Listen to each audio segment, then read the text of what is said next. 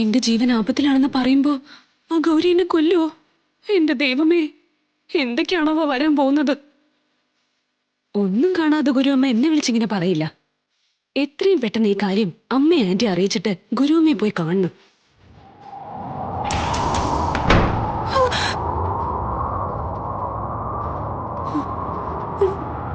ഇത് ഗൗരിയുടെ പണിയാ. വേണ്ട ഗൗരി, നിന്റെ കളിയൊന്നും എന്നോട് വേണ്ട. എന്റെ കയ്യിലെ മോതിരമുണ്ട്. എന്റെ അടുത്ത് വന്ന് എന്നെ തൊട്ടാലേ നീ ഭസ്മമായി പോവും. വെറുതെ കളിക്കാൻ നിൽക്കരുത്.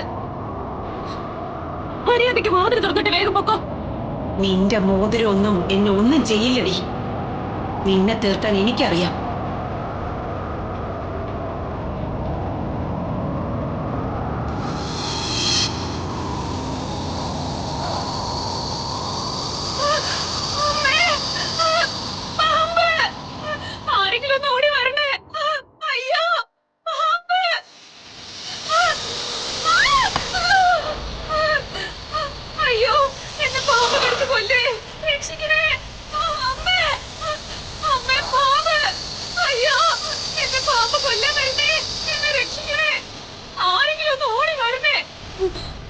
ഇത് ഒറിജിനൽ പാമ്പാണോ അത് ഗൗരി പാമ്പാണെന്ന് അറിയാൻ പറ്റുന്നില്ലല്ലോ.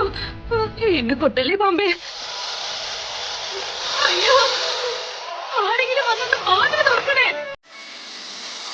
അയ്യോ അയ്യോ, ആരെങ്കിലും ഒന്ന് വരണേ.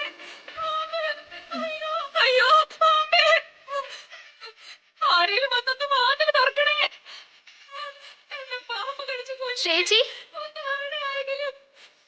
ശ്രേച്ചി, ശ്രേച്ചി, എന്താ പറ്റിയേ? നിന്ന് പ്രസംഗിക്കാതെ വാതിൽ തുറക്കടി. എന്നോട് പാമ്പ് കൊല്ലാൻ ഓടിക്കുവാ. അയ്യോ, പാമ്പോ?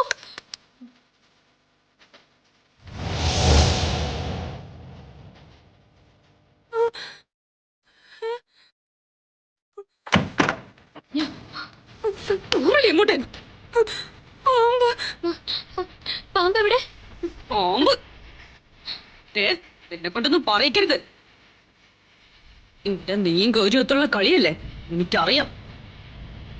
ഞാനൊന്നും ചെയ്തില്ലല്ലോ ശ്രേച്ചി. ഇവിടുന്ന് കരയുന്ന ശബ്ദം കേട്ടിട്ടാ ഞാൻ ഓടി വന്നത്.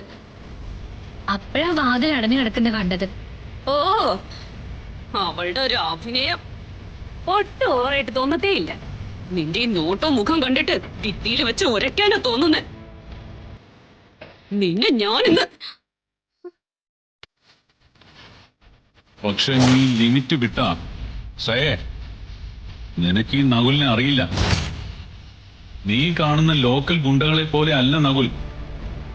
ഇതാള് വേറെയാ. തൊട്ടാൻ നിന്റെ കൈ പൊള്ളും. ഓ, നിന്നെ ഉപദ്രവിക്കാനും പറ്റാതെ ആയല്ലോ.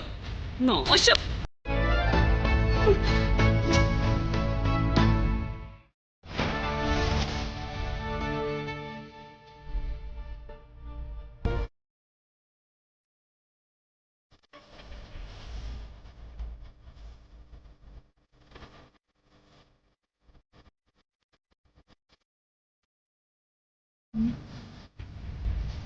ശ്രേച്ചിക്ക് എന്താ പറ്റിയത്?